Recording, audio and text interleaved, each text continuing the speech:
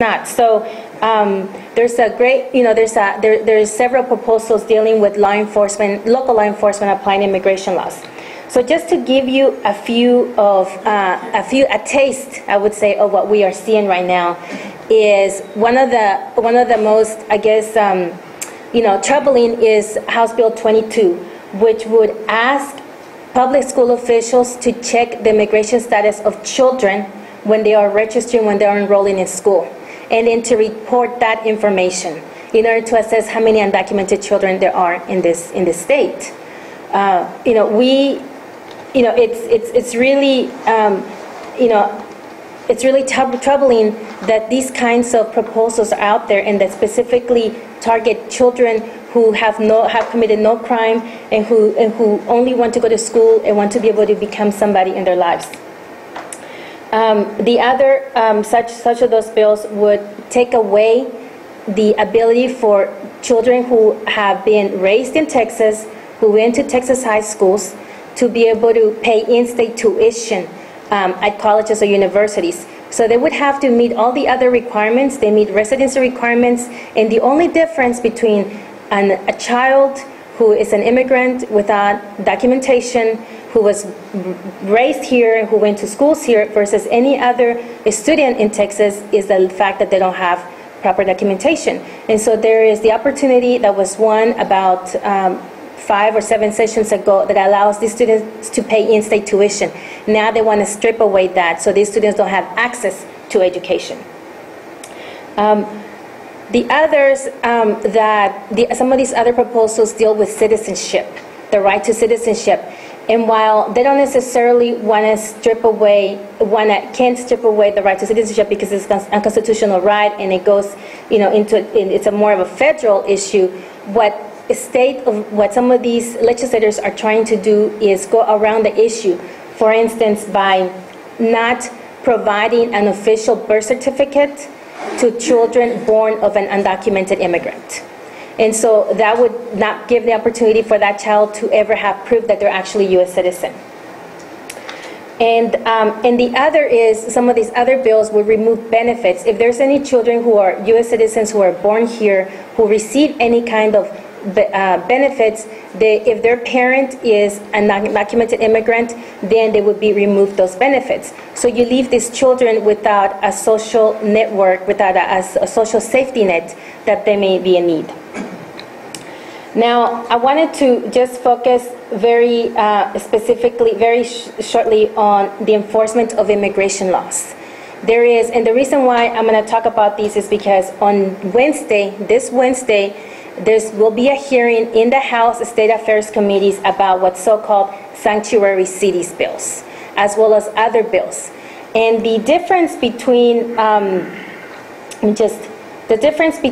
the sanctuary cities bills is that the sanctuary city bills, what they do basically is that they give the authority for a law enforcement official on its own, for any police officer, any sheriff, to be able to determine whether they want to ask that person that they detained their immigration status. So it basically doesn't give the authority for the sheriff or the police or the chief of police to have it regulated among their department. So that's what the sanctuary cities bills do. But then there's these other cities, a series of bills that actually are not in here, but basically the state would mandate local municipalities, local governments to enforce immigration laws. And so these are very scary bills because basically, what they're doing is that they're giving the authority for law enforcement officials and even for some other law enforcement bodies like school district police departments or college police departments, would give them the authority to ask anyone that they stop for their immigration status. So that easily leads us into racial profiling, and I'm sure that who they will be asking about their status is not going to be someone who looks mostly like you here today, but it's going to be someone who looks like me. And so it seems that that is something that can really lead into very dangerous grounds. So I just wanted to talk about the opportunity for you to take action today and to sign up. We have a website that's on the bottom come to our website. You can sign up to receive information about what's going on. But this Wednesday is going to be a really key day, because this is when the sanctuary cities bills are coming up. And the sponsor in the House for the sanctuary cities bills is Bert Solomons, who is from the area. His phone number is up here. You can jot it down. You can go to our website and get this information, and take action on Wednesday and call in and say that Texas security depends on community security, and this is something that we don't want in Texas. So with that, thank you very much.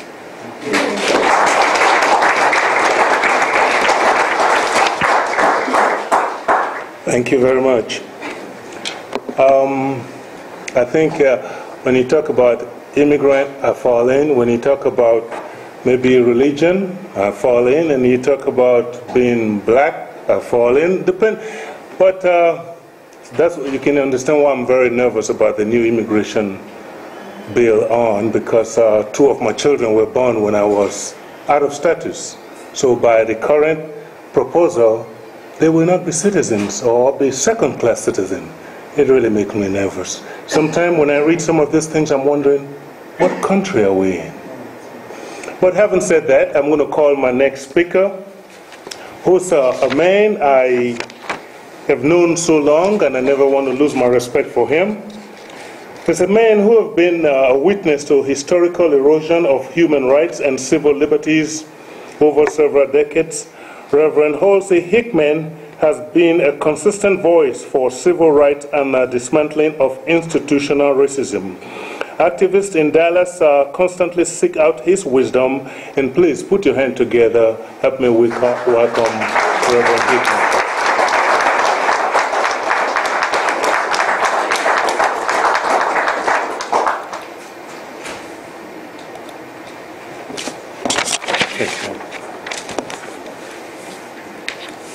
Thank you, Tunde.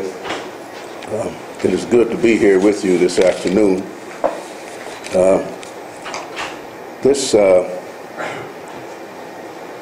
This problem of the way laws are made to focus on groups of people, and laws that are made that do not affirm them as human beings, is something that has been with us for a long time. It was with us when they got the Constitution together and decided that they would give black people, slaves, credit for being 3/4 of a person. And that was the law. It's embedded in our Constitution. Again, in the Dred Scott case, the Supreme Court decided that a slave, a black person, was nothing more than chattel property, like a chair, a horse, a wagon, a cart. And that's in our law. That was in our law. And the chronology of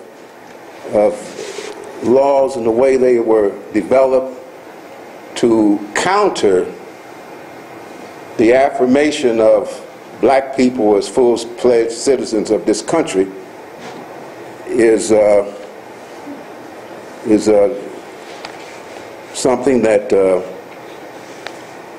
historians are well aware of, and that our students have some indication of, although the powers that be do not want our children to know about the way African Americans and others have struggled in this country to affirm their own understanding of their humanity. There is this undercurrent that I call white domination in its worst form, that is a thread that runs throughout our history. And that thread, in spite of the passage of the 13th, 14th, and 15th Amendments and the civil rights laws that were passed in the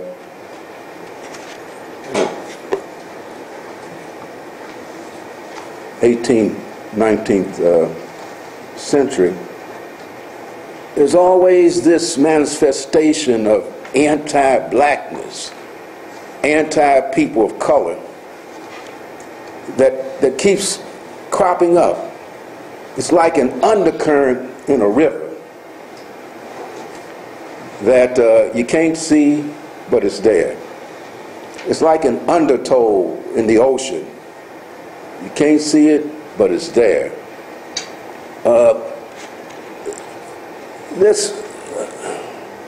The Jim Crow laws that were prevalent in the latter part of 1869 and thereabouts.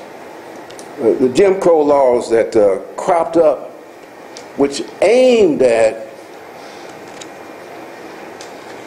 disenfranchising the freed slaves and you know, was a form of re-enslavement. Perhaps you're familiar with Douglas Blackmun's book, Slavery by Another Name, where he details the ways that former slaves were kidnapped, arrested for vagrancy laws, violating the black codes that were established, and some of them placed in prison and contracted out to corporations to work for nothing under conditions that were worse than slavery. And those laws kept coming. We don't have to go back that far in Texas. If one would look at the Senate Bill 1 that was passed in the 1995 legislature in Texas, you'll see that they forced school districts of certain sizes to develop a relationship, a connection with the juvenile justice system. Senate Bill 1, passed in Texas, 1995 legislature, you see. And that's cousin to what the last speaker talked about in terms of these laws that are cropping up now in the current legislature that aim at and focus on not affirming brown people in this state, not affirming them as human beings in this state. There's that undercurrent. When you think about the fact that I think it was the 1965 civil rights law that had to be passed, almost 85, 90 years after the 14th and 15th Amendments in this country, when you think about the way the Supreme Court ruled in Plessy versus Ferguson, which gave rise to a form of apartheid in this country that we're still bearing the bitter fruits of. And it took, what, over almost 60 years, to get that out of our system. But, you know, we really haven't gotten it out. There's that undercurrent, okay? And one of the things that I see on my radar screen is what I call an answer to the question of what will many Americans in this country, what will they do in order to ensure the continuity of white power and white domination in this country? That's my question. Okay? And that's what I read to understand answers to that. And one of the things that I see is that a way to do that is to mess with public education.